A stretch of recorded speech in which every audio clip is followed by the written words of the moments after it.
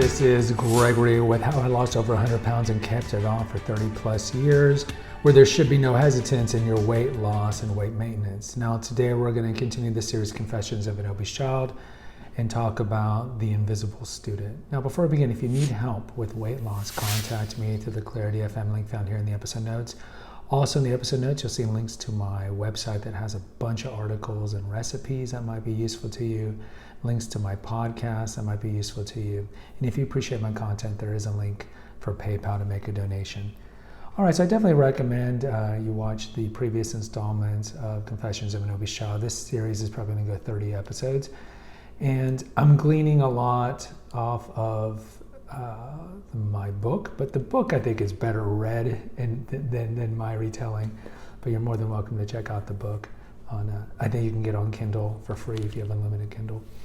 But there's links for that too. So growing up overweight, I talked about my experience in the locker room. So growing up in elementary school, if any of you were fat as a child, you know that you hate having attention brought onto yourself. You just want to be invisible.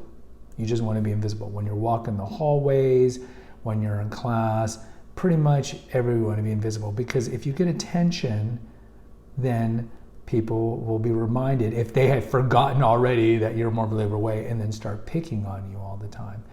And in my school, like between periods, we'd have to go in a circle through the hallway to get to the next room, and I'd get kicked, my butt would get kicked all the time. I'd get pinched, pen marks, all these things. But in class, I was always petrified of grammar class and math, because these were the two classes that you'd have to get up sometimes. And so I would be petrified beyond belief that I'd be called to go to the front of the class, either to give a speech or to do a math problem on the board, because it would just, you'd be the attention of everybody. So like if people forgot about you or didn't think about you for a moment, then at that point you're going up there, and believe me, I was wearing outdated clothes and I'm sweaty and I smell like this weird combination of baby powder and imposter cologne because I couldn't wipe my butt. So it was just it was a horrible odor. And then you see me, I'm all sweating. Clearly I don't want to be up there, and I'm nervous beyond belief. Not because I couldn't answer the question, because I just didn't want to be up there, and I want to go back to my desk and just cower, right? So I get up there, and lots of times when I would walk, this was a very common thing in my elementary school, they would go earthquake every time I would walk because I was so fat. So I would go up there, and of course there'd be Snickers and pig sounds and all these signs like this, and the teacher would try to redirect, and I would just try to do 7 times 6 or whatever it is as quickly, and then get to the back. But I hated attention on myself. The same thing, like in any scenario at school, you don't want attention on yourself. Certainly the locker room was horrible. They would steal my clothes and all that. But the interesting thing is, as I lost my weight, and this is a reoccurring theme that you're going to see on Confessions of an Obese Child episodes, is the lingering effects of the obesity continue into your adulthood, even after you've lost the weight. So particularly for me, and again, this whole channel is about my experiences and my tips. It's not necessarily something that you can relate to.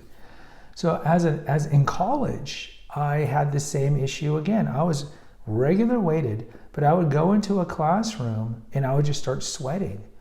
Or I felt so nervous that I'd sweat, and then I'd have to run out of the class, go to the bathroom, pat myself, dry my armpits, take a deep breath, and then I'd go back into class. And if I started sweating again, I'd have to leave class. And I don't know why this happened. I was actually getting more attention every time I had to leave class. And in college, you don't have to ask for permission to leave. It's not like high school. But I felt like everyone was looking at me, right? And went back to that. And I hated being looked at. And this didn't change in college as well. And in fact, later when I went to graduate school is different, that it's seminar style. So it's instead of a class of like 40 people, there's a class of 10 people. You sit around a big table and you read books and discuss it and you BS, and it's all nonsense. Seminar style is complete nonsense. Oh, I hated that.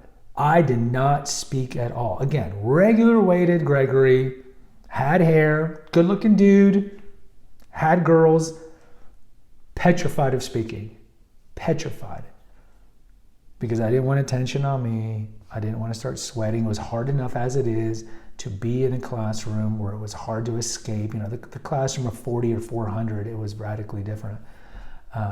But in a class of 10, if you were to leave, it was pretty obvious. And they nicknamed me, there's Silent Craig, he never talks. And I was like a butt of jokes in my seminar classes because I was like the one student who was so shy, would never speak, and I never volunteered. And the professors, I don't remember ever them calling on me. And it's interesting because when I would take classes, like in graduate school, that were lecture style, rows like that, that were more straightforward, like history, because I was getting my doctorate in history. I didn't have a problem necessarily by this point in the PhD in graduate school in that format, because it was more anonymous and you answer questions, but the seminar style was killer for me. Eventually, and this was one of the reasons why I'll talk about later why I didn't become a doctor. My father was a doctor. I was pushed to become a doctor, and we'll talk about that later. My episode of my father. Eventually, this did go away. It did go away to the point where now I don't necessarily have a problem speaking. Now, of course, I have YouTube channels here, and I have a podcast, but that's a different type of speaking because essentially I'm just speaking into a camera, which is fundamentally different. I will say that to keep my career vague here, I am put in situations where I do have to stand in front of people on here and there. And as a whole, I've overcome that. But I think it's a good reminder of the vestigial effects of childhood trauma.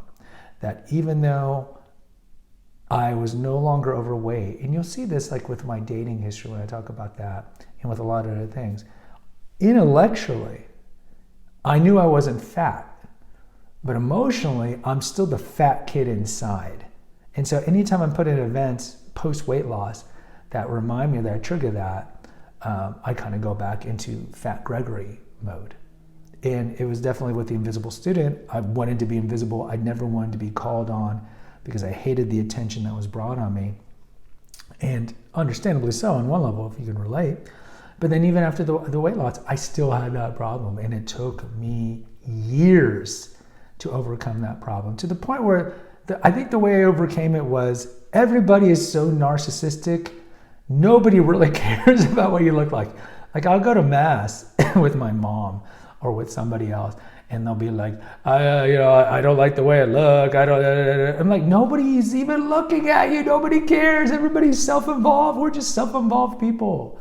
Nobody cares. And I think having that perspective certainly helped. Guys, post in the comments. Let me know if you can relate. If you were morbidly overweight as a child, if you hated public speaking, I'd like to hear from you. Hit the notification, subscribe, and share button, and share with others. Until next time, take care. God bless and pray.